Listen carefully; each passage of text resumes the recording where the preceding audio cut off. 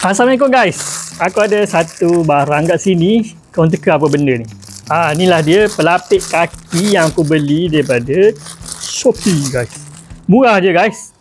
Harga tak sampai RM5. Nampak ni? Ni kat bawah dia, tapak dia ada brushless. Brushless punya tapak. Sangat lembut. Lembut gila guys. Okay.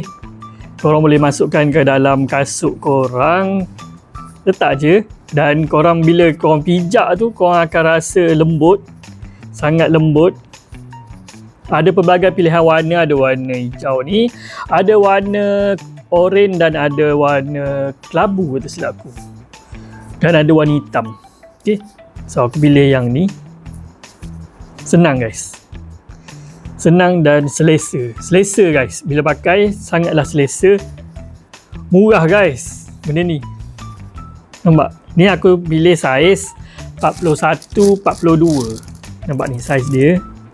41, 42. Okay. Siapa yang nak beli, yang berkenan boleh tekan link dekat bawah macam biasa. Okay. Kita jumpa next video. Assalamualaikum. Bye.